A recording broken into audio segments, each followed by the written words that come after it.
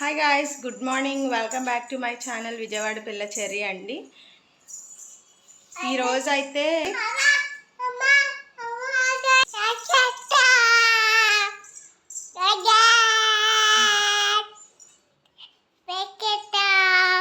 Bye ఇల్లు అయితే చూడండి ఎలా ఉంది. ఇదంతా చదువుకోవాలి. టిఫిన్ అయితే బయట నుంచి తీసుకొచ్చారండి పునుగులు. ఇవైతే వంట చేయడానికి ఈరోజు బంగాళదుంపలు అండ్ అలానే కోడిగుడ్లు తెప్పించాను. కోడిగుడ్డు బంగాళదుంప ఇగురు వండుతాను. పచ్చిమిరపకాయలు కూడా అయిపోయినాయి అని తెప్పించాను. అండ్ పాలు. మా వారైతే డ్యూటీకి వెళ్ళిపోయారండి. ఇప్పుడు ఎంత చదువుకొని ఇల్లు ఉడ్చుకొని వంట అయితే చేసుకోవాలి. కొన్ని అంట్లు ఉన్నాయి, బట్టలు కూడా ఎక్కువ ఏం లేవు, కొంచెమే ఉన్నాయి. ఆ పనులు కూడా చేసుకుంటాను. హాయ్ గాయ్స్ చెప్తుందంట. చెప్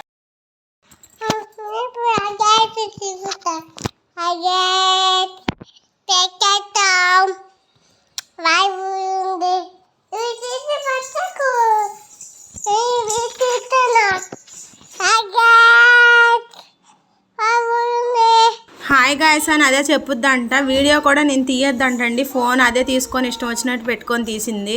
రైస్ అయితే వండుతున్నాను. కూరకి గుడ్లు అయితే ఉడకబెడుతున్నానండి. బంగాళదుంప కోడిగుడ్లు కూరకి. ఇదిగో అయితే పాలు కాయాలి. ఇదిగో కర్రీకి అన్నీ రెడీ చేసేసుకున్నాను. ఇప్పుడైతే కర్రీ వండుతాను. ఇదిగోండి ఈరోజు లంచ్లోకి అయితే బంగాళదుంప కోడిగుడ్డు కర్రీ చేశాను. ఈ గరిట లోపలికి వెళ్ళిపోయింది.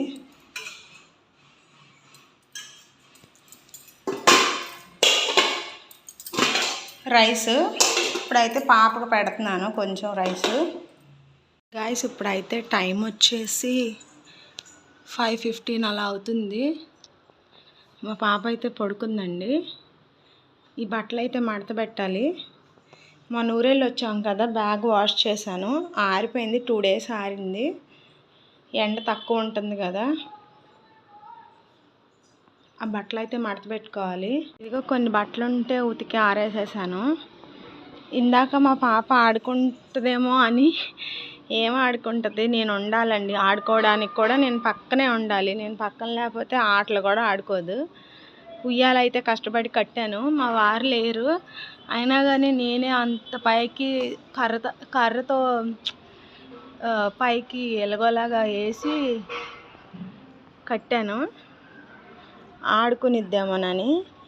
ఆడుకోలేదులే కానీ అన్నం అయితే తింది. ఇందులో కూర్చొని అన్నం అయితే పెట్టేశాను ఎలగోలాగా. బట్టలు అయితే ఆరేసా కదా. ఇదిగో కొంచెం గిన్నెలు అయితే ఉన్నాయి, ఈ కడుగుతాను. పాప పడుకుంది కదా, అది పడుకున్నప్పుడు నేను బయట పని చేసుకుంటే లెగిసిపోయి నేను కనబడకపోతే ఏడుస్తుంది. నేను కనిపించకపోతే ఏడుస్తుందండి.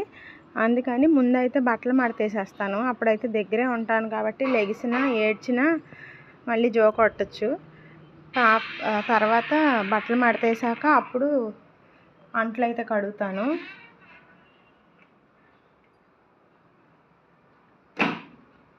యాక్చువల్గా అయితే ఈరోజు ఈవినింగ్ చర్చ్కి వెళ్దాం అనుకున్నాను, కానీ మా వారు రావడానికి కుదరదంట, లేట్ అవుద్దని చెప్పారు.